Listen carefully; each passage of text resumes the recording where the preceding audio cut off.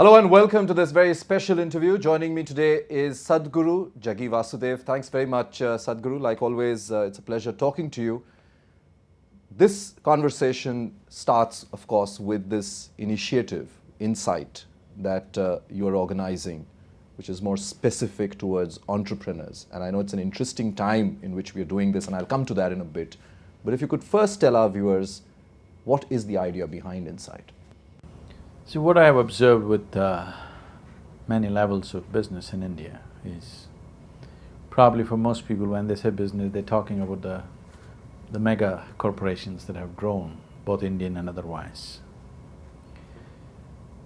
But India hums beyond world's economic situations. India's commerce hums because there's a whole lot of family businesses, individual entrepreneurs, family enterprises, which have a very strong business sense.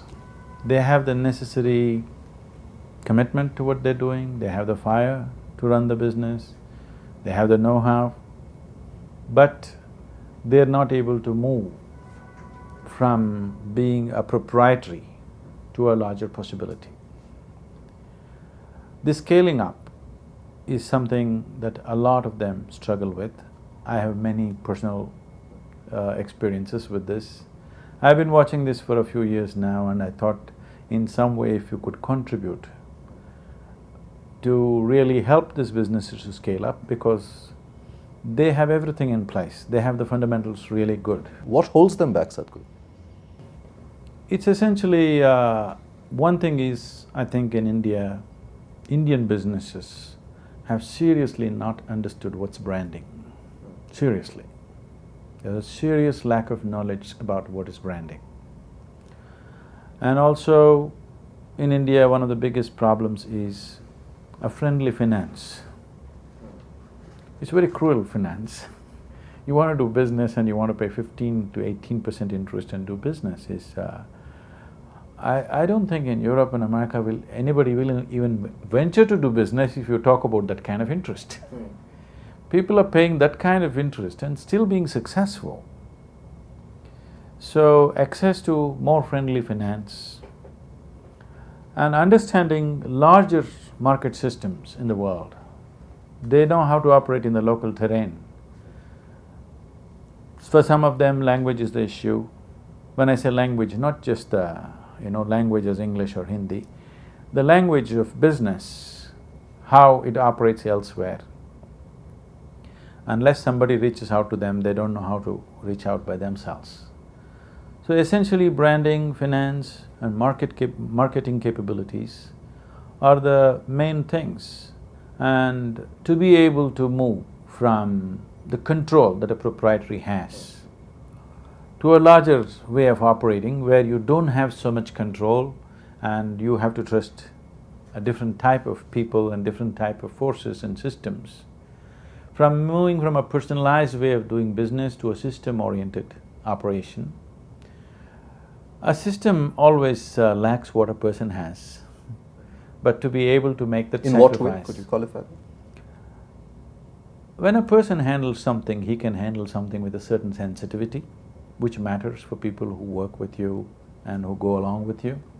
So these businesses are largely run with personal loyalties that they have built over a period of time, very strong relationships around them.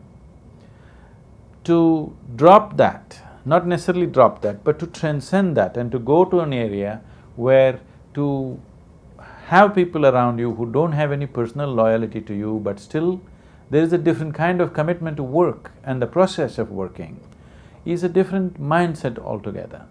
So to move into that, we have to build bridges where they can comfortably go across, because if they're not comfortable, risking everything that they have built is something that they cannot do, so they'll always step back. So I'm looking at businesses who are somewhere between… there's a whole range of businesses between, let's say, 250 crores to 750 crores. They cannot go beyond that. This is a range where a lot of them are there. Is one of the reasons for that, Sadhguru, the inability to let go? I know it's a very human See, you attitude, but many See- of them which you talk of, my experiences, and correct me if I'm wrong, but my experiences, many of them reach up to a point, as you rightly mentioned, and somehow after that, because they are unable to want to let go of control, allow public shareholders to come in, allow that transparency, that scrutiny, that they just stop there. See, suppose you're playing on a trapeze bar. Unless you're sure you can catch the other bar, you won't leave this, isn't it? You're not going to let go of this. It's unfair to ask him to let go of this when he's not sure whether he can catch the other one or not. Of course, there's a risk, those few moments of leaping, but still it's a calculated risk. But when you're still not able to see where the other bar is, there's no question of letting go.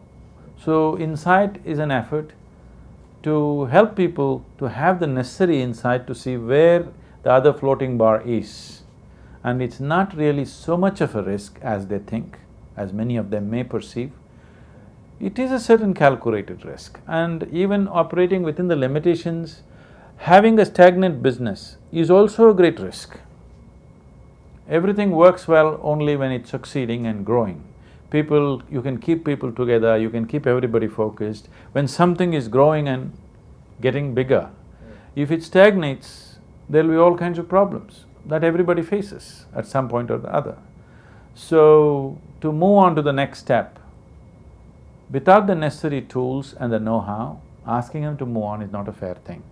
So, it's best we provide those tools, so we thought we'll bring the best minds in the field who have done that scaling up as a hands-on knowledge towards scaling up.